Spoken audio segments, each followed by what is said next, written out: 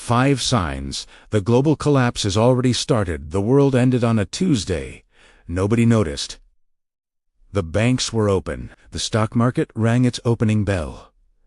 People bought coffee, scrolled their phones, went to work, but deep in the machinery of global finance, something had already broken. A crack so thin you couldn't see it, so deep you couldn't measure it. And by the time the alarms started ringing, it was already too late. This isn't about what might happen. This is about what's happening right now. While you sleep, while you work, while the news tells you everything is fine. The pattern is always the same. SIGN number 1.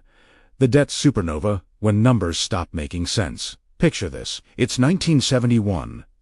President Nixon walks into the Oval Office and makes a decision that will echo for the next 50 years. He closes the gold window, severs the dollar from gold, tells the world, trust us, paper is fine. And for a while, it worked. The dollar became the world's reserve currency. Oil traded in dollars, debt traded in dollars. Power flowed through dollars. The printing press became the most powerful weapon on earth. Fast forward to today, global debt has reached $315 trillion. Let that number sink in. Not billions, trillions. That's more than 3 times the entire global GDP. The United States alone carries over $36 trillion in national debt, and it's accelerating. Every second, another $80,000 gets added to that pile. But here's where it gets terrifying. Nobody saw it coming in 1929. The roaring 20s were roaring. Jazz clubs, flappers, wealth everywhere, until October 24th, Black Thursday. The market didn't just fall. It collapsed, vaporized. Banks failed by the thousands. Savings disappeared overnight. Bread lines stretched for blocks. The Great Depression wasn't caused by a lack of money. It was caused by too much debt. Borrowed wealthy, fake prosperity. And when the bill came due, the entire system seized up like an engine without oil. Sound familiar? In 2008, the world faced another reckoning. Lehman Brothers collapsed. Bear Stearns evaporated. AIG needed a bailout. The subprime mortgage crisis revealed what everyone had ignored. The entire financial system was built on sand. Debt upon debt upon debt.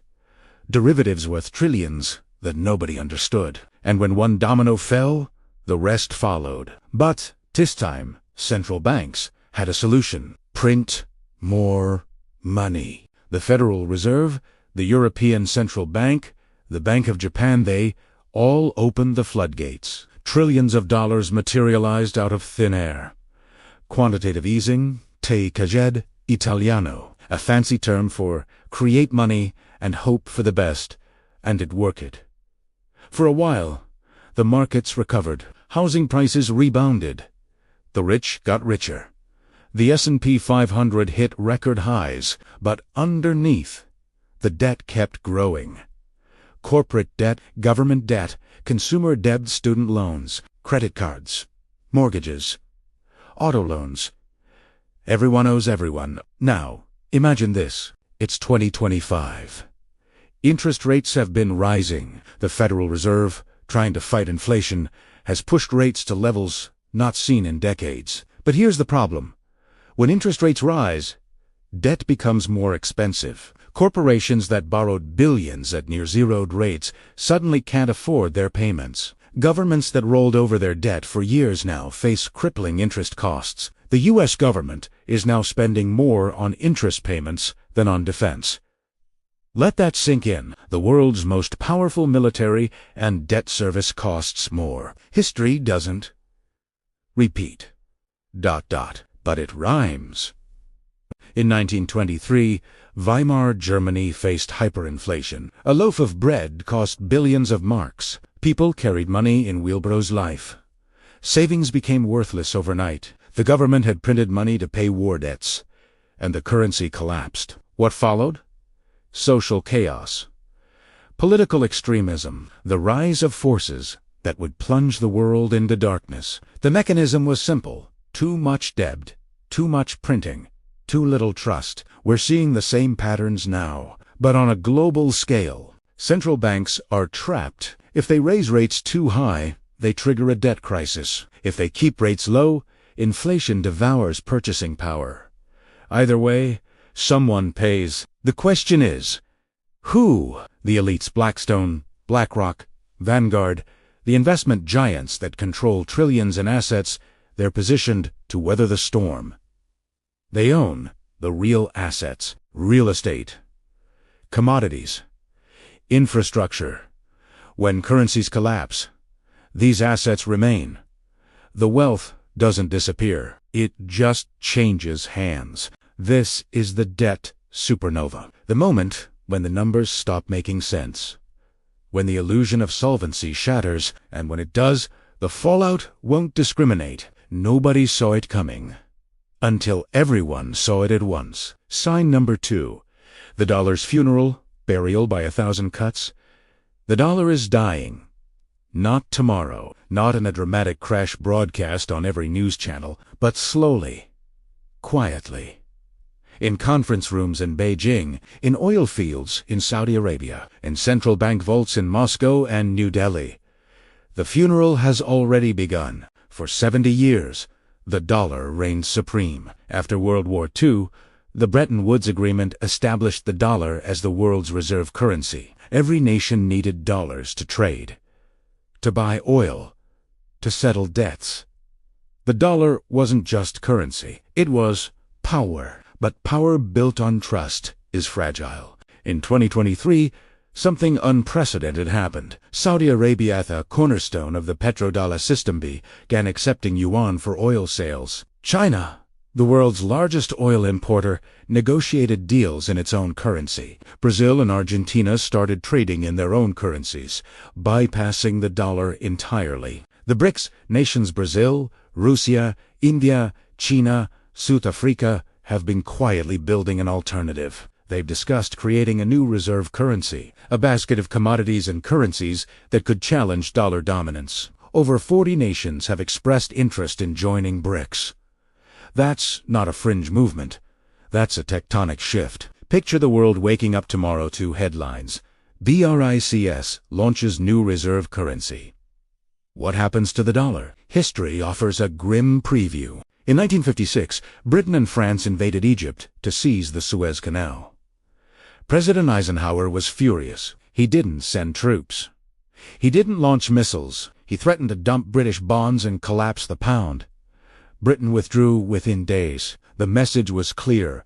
Financial power trumps military power. The British pound was once the world's reserve currency. The sun never set on the British Empire. But after 2 world wars, mountains of debt, and the rise of the United States, the pound faded. Britain went from global hegemon to just another country. The same fate awaits every reserve currency. Spain, the Netherlands, France, Britain, now America. The pattern is always the same. But here's what makes this different. The speed. In the age of digital transactions, currency shifts can happen in days, not decades. Capital flows at the speed of light. One algorithm, one panic, one crisis, and trillions can flee. The signs are everywhere. China has been stockpiling gold. Russia dumped U.S. Treasury bonds. Central banks around the world are diversifying reserves, reducing dollar holdings. Even traditional U.S. allies are hedging their bets. Why?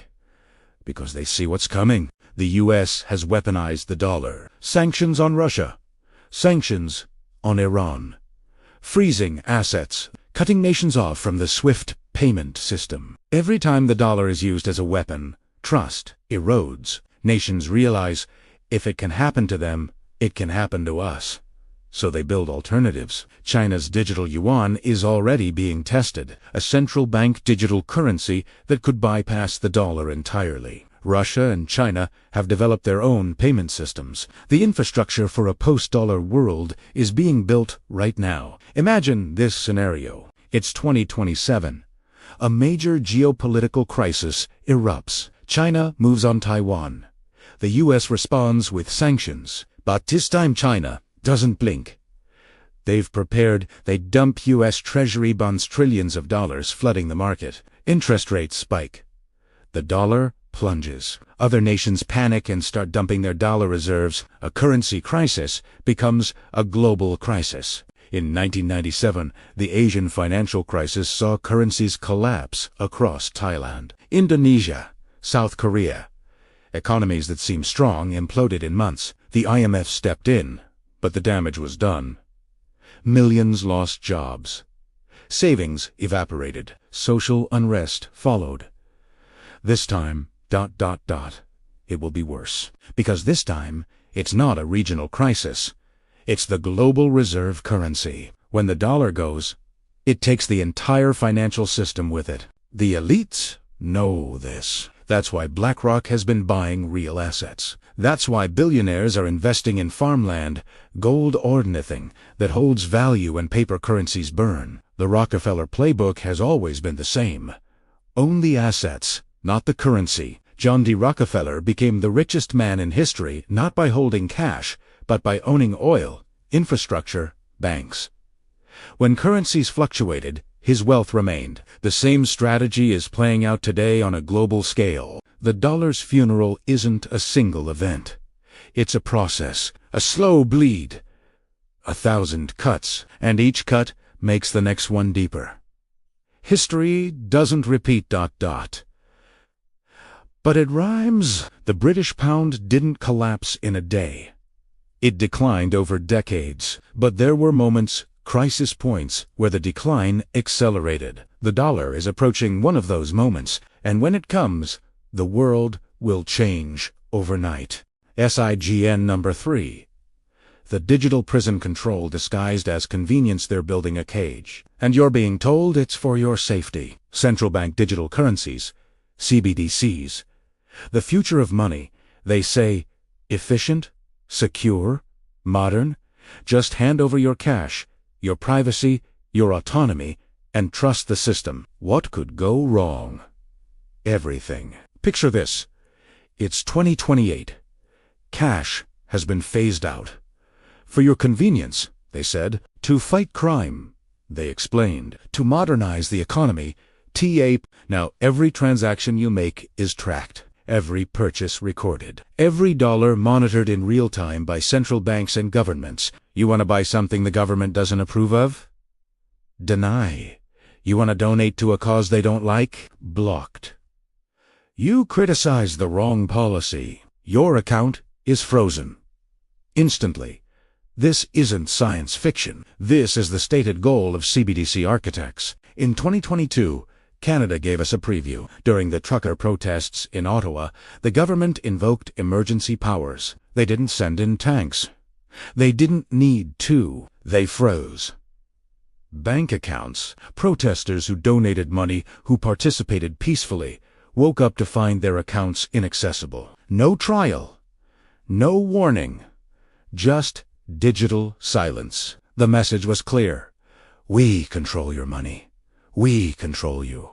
China has already implemented this system. The digital yuan is live, and with it comes a level of surveillance that would make Orwell weep. The Chinese Communist Party can see every transaction, every movement of money. They can punish dissent, not with prisons, but with a keystroke. Social credit scores determine who can travel, who can get loans, who can access services. Step out of line, and the system punishes you automatically. And now, the West wants to follow. The Federal Reserve has been researching a digital dollar.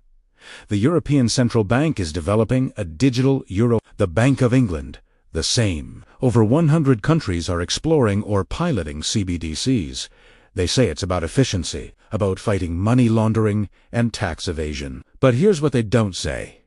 CBDCs are programmable money. That means the issuer, the central bank, the government can set rules on how you spend it, expiration dates on your money, so you're forced to spend, restrictions on what you can buy, geographic limits on where you can use it. Imagine money that disappears if you don't spend it fast enough, money that can't be used for gas if the government wants to enforce climate policies, money that can't be saved, only spent.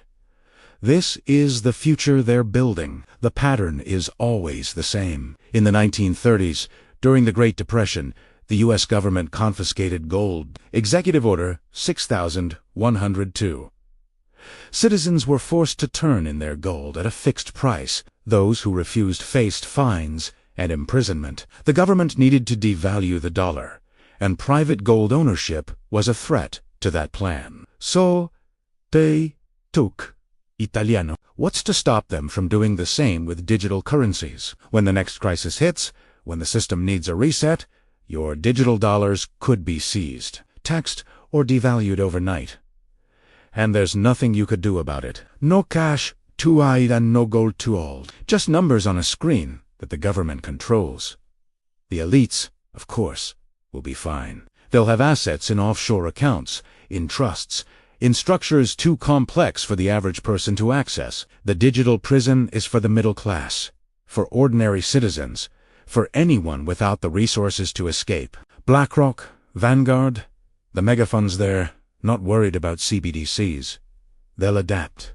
They always do. Their wealth is in assets that transcend any single currency: real estate, stocks, commodities, infrastructure. But for everyone else, the cage is closing.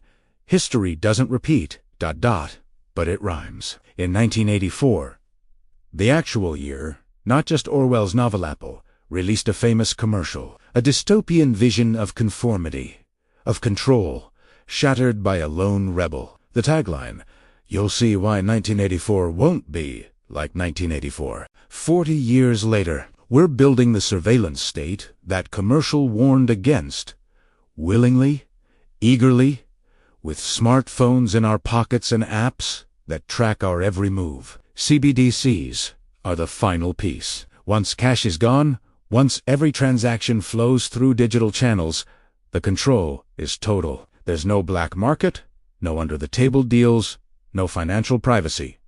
Everything is visible. Everything is controllable. And in a crisis economic collapse, pandemic war, that control will be used. Not to protect you.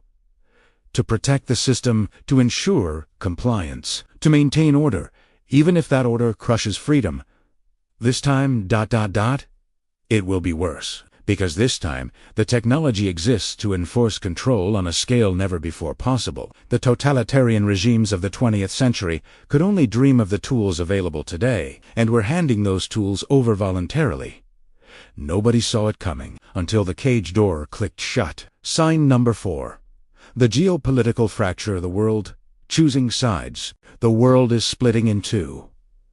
Not with a bang, with a series of calculated moves. Trade agreements, military alliances, technology, partnerships, each one a brick in a wall that's rising between East and West. And when that wall is complete, the global system we've known for decades will be gone. Picture this. It's 1914. Europe is a powder keg. Alliances crisscross the continent. Germany and Austria-Hungary, France and Russia, Britain hovering nervously. Everyone armed. Everyone watching. One Sparta assassination of an archduke and the entire continent explodes into war. 4 years, 20 million dead. Empires collapsed. The world order shattered. The pattern is always the same. Nations form blocs, tensions rise, trade breaks down, and eventually conflict becomes inevitable. We're in that powder keg moment right now. On one side, the United States and its traditional allies, NATO, the European Union, Japan, South Korea, Australia. The old order, the post-World War II system built on American military dominance and dollar hegemony. On the other side, China, Russia, Iran, the BRICS nations. A rising coalition that's tired of Western dominance and ready to challenge it. And in the middle, the rest of the world, trying to decide which side to choose, because neutrality is becoming impossible. The signs are everywhere. In 2023, China brokered a peace deal between Saudi Arabia and Iran, to bitter enemies who had been locked in proxy wars for decades. The United States wasn't involved, wasn't even consulted. For the first time in 50 years, A major Middle Eastern diplomatic breakthrough happened without American leadership. That's not just politics. That's a shift in power. Russia and China have been conducting joint military exercises. Their trade has exploded, bypassing Western sanctions. China buys Russian oil and gas in yuan, not dollars. Russia supplies China with resources and military technology. They're building an economic and strategic partnership designed to counter the West. The Shanghai Cooperation Organization, a security bloc including Russia, China, India, Pakistan, and several Central Asian nations, now represents over 40% of the world's population and a quarter of global GDP. This isn't a fringe alliance. This is a superpower in formation. Meanwhile, the United States is struggling to maintain its alliances. Europe is fracturing over energy policy, immigration, and economic stress. NATO is strained. Trust in American leadership has eroded after decades of wars in the Middle East, financial crises, and political dysfunction. History offers a warning. In the 1930s, as the Great Depression ravaged the global economy, nations turned inward. Trade collapsed. Tariffs skyrocketed. The Smoot-Hawley Tariff Act of 1930 raised U.S. tariffs to record levels, and other nations retaliated. Global trade fell by more than 60%. Economic nationalism bred political extremism. Germany, humiliated by WWI. Reparations and devastated by depression, turned to fascism. Japan, cut off from resources, turned to militarism and expansion. Italy followed suit. The world split into competing blocs. Democracy versus fascism. Capitalism versus communism. And the result was the deadliest conflict in human history. We're watching the same fractures form. China's Belt and Road Initiative has invested trillions in infrastructure projects across Asia, Africa, and Latin America. Over 150 countries have signed on. China is building ports, railways, power plants, creating economic dependencies that translate into political influence. When nations owe China money, when their infrastructure is built by China, when their economies depend on Chinese trade, they align with China. The United States, meanwhile, has been offering military aid and sanctions. But you can't heat an aircraft carrier. You can't power a city with sanctions. Nations want development, investment, opportunity. And China is offering it. Imagine this scenario. It's 2026. Taiwan holds an election. The pro-independence party wins.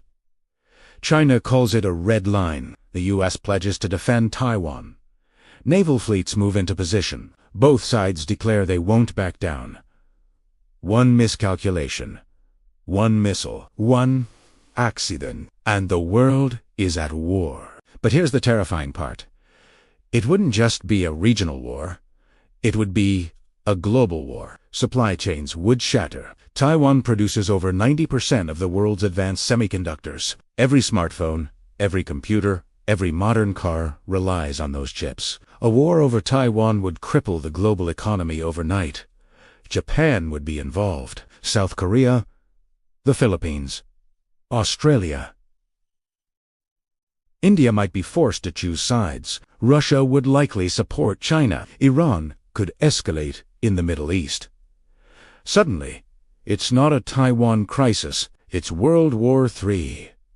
This time, it will be worse, because modern warfare isn't just bullets and bombs. It's cyber attacks, financial warfare, disruption of satellite systems, targeting power grids, banks, communication networks. In 2010, the Stuxnet virus, allegedly developed by the U.S. and Israel, destroyed Iranian nuclear a cyber weapon that caused physical damage. That was over a decade ago. Imagine what's possible now. The next war won't just be fought on battlefields. It will be fought in server farms, in banking systems, in the infrastructure that keeps modern life running, and civilians will be on the front lines. The elites are preparing. BlackRock has been buying infrastructure assets around the world: water, energy, transportation. When nations collapse, when systems fail, those who own the essentials own the future. The Rockefeller family built their empire during times of chaos. John D. Rockefeller, consolidated power during the panic of 1907, the First World War, the Spanish flu. Crisis creates opportunity for those positioned to take advantage. The same playbook is running today. History doesn't repeat, ... but it rhymes. Before WWI, everyone said war was impossible. Europe was too interconnected. Trade was too important. War would be economic suicide. They were right. But it happened anyway. Logic doesn't prevent war. Fear does. Desperation does. Pride does. Miscalculation does. And right now, all those ingredients are present. The geopolitical fracture isn't a distant threat. It's happening now. Every day. The world divides further. Every trade dispute, every military exercise, every diplomatic snub pushes us closer to a moment when the fracture becomes a Nobody saw it coming until the first shot was fired. SIGN number 5. The Financial Time, BOMB derivatives, shadow banking, and the $2 quadrillion question. There's a number so large it doesn't fit in the human mind. Those dollars quadrillion, that's $2,000 trillion, more than 20 times global GDP. A sum so vast, so incomprehensible, that even saying it out loud feels absurd, and it's all tied to derivatives. The financial weapons of mass destruction, Warren Buffett called them, complex instruments that almost nobody understands. Contracts based on bets, based on assumptions, based on mathematical models that only work until they don't. And when they don't, the entire system Picture this. It's 2008. Lehman Brothers, one of the largest investment banks in the world, collapses overnight. Not because they ran out of money, because nobody trusted that the money they had was real. Their balance sheet was loaded with mortgage-backed securities, bundles of home loans, sliced, diced, and repackaged into complex derivatives. Errated, the credit agencies said, safe as houses, literally, until they weren't. When housing prices started to fall, the whole structure collapsed. Those AAA-rated securities turned out to be worthless, and because they were used as collateral for other loans, and those loans were used as collateral for other derivatives, the contagion spread. Bear Stearns, Lehman Brothers, AIG, Merrill Lynch, Washington Mutual, Wachovia. One by one, they fell. The global financial system teetered on the edge of total collapse. Governments stepped in with trillions in bailouts. Too big to fail, they said. And they were right. If those banks had failed completely, if the derivatives market had unwound, the entire global economy would have collapsed. But here's the problem. They didn't fix anything. They just papered over the cracks. The derivatives market today is larger than it was in 2008. The banks are bigger. The risks are greater, and the complexity has grown exponentially. $2 quadrillion in notional value. That doesn't mean $2 quadrillion in cash. It means $2 quadrillion in exposure, in potential losses if things go wrong. And things always go wrong. The shadow banking system, hedge funds, private equity, money market funds, entities that operate like banks but aren't regulated like banks, has grown to over $200 trillion. They lend money, they create credit, they take risks, but they don't have the safety nets that traditional banks have. When a shadow bank fails, there's no FDIC insurance, no central bank backstop, just collapse. History repeats the same pattern. Long-term capital management was a hedge fund in the 1990s. Run by Nobel Prize-winning economists, backed by brilliant minds and sophisticated models. They made bets using derivatives, highly leveraged, highly complex. And then Russia defaulted on its debt. Something the models said was impossible. LTCM lost billions in days. Their positions were so large, their exposure so interconnected, that their failure threatened to bring down the entire financial system. The Federal Reserve had to orchestrate a bailout. Private banks were forced to step in and absorb LTCM's losses. That was for $1 billion. Pocket change compared to today. Archegos Capital collapsed in 2021.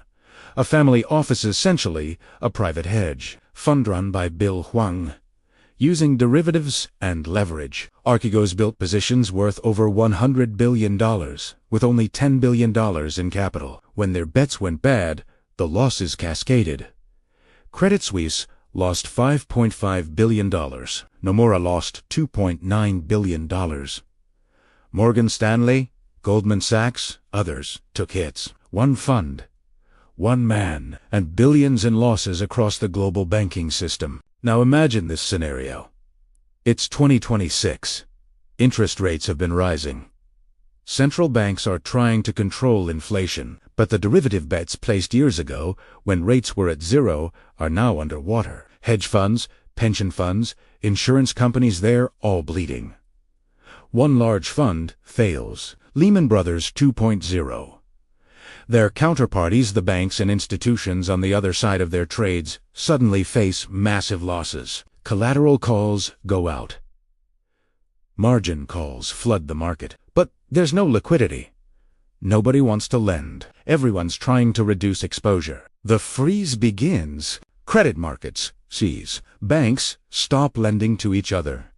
Overnight, lending rates spike. The commercial paper market, short-term corporate debt that funds day-to-day operations for thousands of companies, dries up.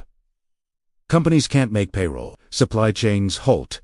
ATMs run out of cash. In days, the real economy grinds to a stop. This time, it will be worse. Because the system is more interconnected, more leveraged, more fragile, and the central banks have already used their ammunition. Interest rates are already low or rising to fight inflation, which makes things worse. Quantitative easing has already been deployed for over a decade. The tools that worked in 2008 may not work now. What happens when the next crisis hits and central banks can't fix it? The pattern is always the same. Build leverage, take risks, assume the good times will last forever, and then, when the music stops, scramble for the exits. But this time the exits are blocked. The Bank for International Settlements, the central bank for central banks, has been warning about this for years. The BIS quarterly reports highlight growing risks in the derivatives market, in shadow banking, in the sheer amount of debt sloshing around the system. But nobody listens, because the system keeps running until it doesn't. In 1987, Black Monday saw the stock market crash 22% in a single day, the largest one-day drop in history, triggered by program trading automated algorithms that sold stocks when prices fell, which caused more selling, which caused more algorithms to trigger. A feedback loop, a cascade. Today's markets are dominated by algorithms. High-frequency trading, automated systems that execute millions of trades per second. They provide liquidity in good times. But in a crisis, they amplify the panic. The flash crash of 2010 saw the Dow Jones drop 1,000 points in minutes. Algorithms gone. Haywa. Circuit breakers had to halt trading to stop the freefall. Imagine that happening not for minutes, but for days. Not just in stocks, but in bonds, currencies, commodities. A global flash crash with no circuit breaker that can stop it. The elites are hedging. BlackRock, Vanguard, State Street, the big three asset managers that control over $20 trillion, they're diversified. They own pieces of everything. When one asset class falls, another rises. They're insulated. But for everyone else, the time bomb is ticking. Pension funds are loaded with risky assets, reaching for yield in a low-interest world. Insurance companies hold portfolios that could implode if interest rates spike or markets crash. Retail investors, told to buy the dip for years, are all in on markets at all-time highs. When the bomb goes off, they'll be the ones holding the bag. History doesn't repeat ... but it rhymes. Every financial crisis has the same structure: leverage, complexity, interconnection, and a catalyst. 1929. 1987 and 2008. Each one followed the pattern. And each one was worse than the last. The next one, the $2 quadrillion question. Nobody saw it coming until everything unwound at once. Conclusion: The unraveling the collapse has already started, not with sirens, not with headlines screaming chaos, but with quiet tremors. Debt-mounting currencies shifting, systems fracturing. The foundation cracking beneath our feet. You can feel it, can't you? That low hum of unease, the sense that something isn't right, that the prosperity we've been told to believe in is thinner than we thought. More fragile, built on promises that can't be kept. The signs are there. All 5 of them, flashing red. A debt supernova that can't be sustained. A dollar losing its grip on global dominance. A digital prison being constructed in the name of progress. A geopolitical fracture splitting the world into hostile camps. And a financial time bomb ticking in the derivatives market, in shadow banks, in leverage piled upon leverage.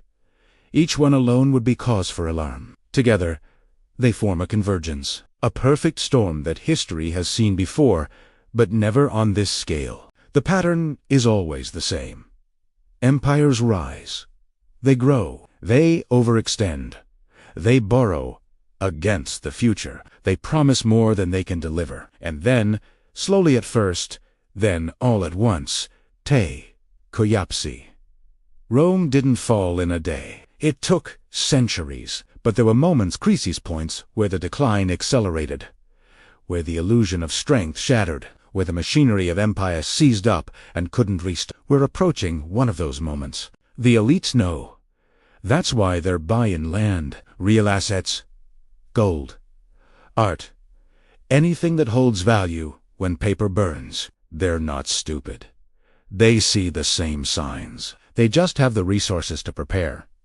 The rest of us, we're told everything is fine. The economy is strong. The markets are resilient. Trust the system. But the system is broken. And the longer the illusion holds, the worse the reckoning will be. Imagine waking up one morning to find your bank account frozen.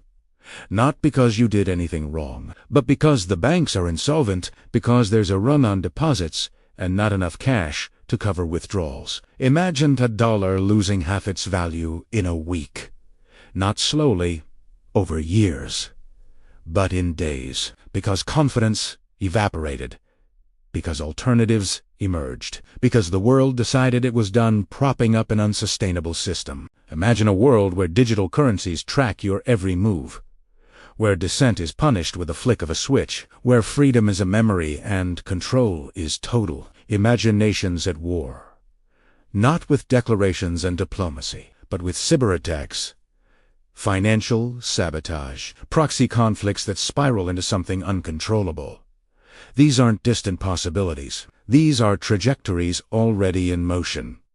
History doesn't repeat, but it rhymes. And the rhyme is getting louder. In 1939, most people didn't believe war was coming. Europe had seen enough bloodshed. Surely, reason would prevail. Surely, nations would pull back from the brink. They didn't. In 2007, most people didn't believe a financial crisis was coming. Housing prices only go up, they said. The banks are too sophisticated to fail. The system is stable. It wasn't. This time, it will be worse. Because the scale is larger, the interconnections tighter, the weapons more powerful, both financial and military, and because this time, there's no cavalry coming, no superpower to restore order, no global system to fall back on. The system itself is what's failing. So what do? You can't stop the collapse. No single person can, but you can prepare. Understand what's coming. Protect yourself and those you care about. Diversify. Hold real assets. Build resilience. But more than that, you can ask the question that nobody wants to face. If the collapse has already started, if the signs are undeniable, if the trajectory is set, what comes after? What world emerges from the ashes of this one? Who rebuilds? Who holds power? And what will that power look like? The elites have their answer. They've always known that chaos is an opportunity, that collapse creates vacuums, and that those who control the resources, the assets, the infrastructure, will control the future. But what about the rest of us? That's the uncomfortable question, the one that lingers long after the documentary ends, long after the screen goes dark. Are we witnesses to the collapse, or are we participants in what comes next? Because history doesn't repeat, but it rhymes. And the next verse is about to be written.